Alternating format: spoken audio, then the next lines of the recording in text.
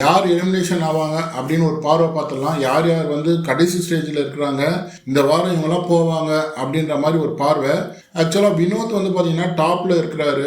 அவரை வந்து யாருமே அசைக்கவே முடியாது. நல்ல ஓட் பேங்க் வச்சுட்டு இருக்காரு, நல்ல ஓட் வாங்கிட்டு இருக்காரு. டாப் பொசிஷனில் வந்து பார்த்தீங்கன்னாக்கா அவர் நாமினேஷன் வரும்போது எல்லாமே டாப்பில் தான் இருக்கிறாரு. அது பார்வதியாக இருந்தாலும் சரி, சாண்ட்ராவாக இருந்தாலும் சரி, திவ்யா இருந்தாலும் சரி, சபரியாக இருந்தாலும் சரி, யார் அவர் கூட நாமினேஷன் வந்தாலுமே வினோத் வந்து எங்கேயோ இருக்கிறாப்புல. அவர் ஓட்டு சதவீதம் எங்கேயோ போயிட்டு இருக்கு.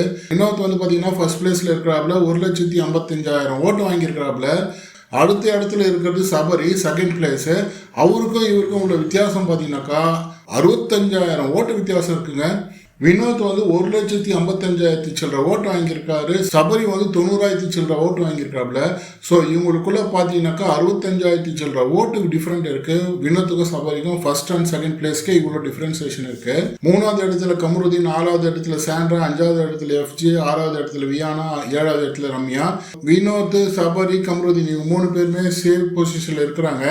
4th, 5th, 6th, 7th Sandra, FJ, Viana, Ramya இவங்க 4 பேர் தான் டேஞ்சர் ஜோன்ல இருக்காங்க. இவங்க யார் வெளியே போவாங்கன்னு தெரியல. வியானா வெளியே போவாங்களான்னு பார்த்தாக்கா போறதுக்கு உண்டான சான்சஸ் இருக்கு. ரம்யா போறதுக்கு உண்டான சான்சஸ் இருக்கு. எஃப்ஜே போவாரு. சாண்ட்ரா போவாங்களா? சாண்ட்ரா போறதுக்கு சான்சஸ் இல்லை. ஏன்னா அவங்க ஃபேமிலி ரவுண்ட் வரைக்கும் இருப்பாங்க. அந்த 2 பசங்க பிரஜன் இவங்க எல்லாமே வீட்டுக்குள்ள விட்டுட்டு அது ஒரு ஃபேமிலி ட்ராமா பார்க்காம பிக் பாஸும் சரி விஜய் டிவியும் அது அடங்க மாட்டாங்க. அந்த சீனை பார்த்துட்டு தான் அனுப்புவாங்க. எஃப்ஜே, வியானா, ரம்யா. எஃப்ஜே போவாரா அப்படின்னு நம்ம யோசனை பண்ணாக்கா அது கொஞ்சம் டவுட் தான். பார்வதி கிட்ட நெக் டு நெக், பார்வதி கிட்ட நேருக்கு நேரா, அதாவது வந்து சவுண்டு ஏற்றி கொஞ்சம் கூட அசராம கேள்வி கேட்கறதும் சரி, பதில் கொடுக்கறதும் சரி எஃப்ஜே.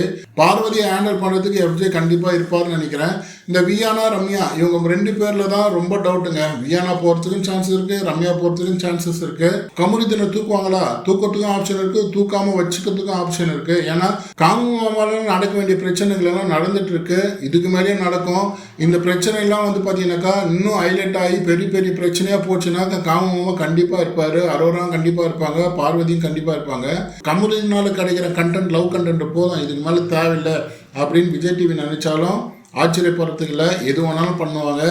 சபரி வந்து விஜய் ப்ராடக்ட், அதுவும் ஒன்று யோசனை பண்ண வேண்டியதாக இருக்கு. ஸோ மக்களே, இந்த வாரம் நான் யோசனை பண்ணுறது வியானா, ரம்யா, கமருதீன், எஃப்ஜே இவங்க 4 பேரில் யார் வேணாலும் வெளியே போகிறதுக்கு உண்டான ஆப்ஷன் ரொம்ப அளவில் இருக்குது. அடுத்த வீடியோவில் நான் சந்திக்கிறேன்.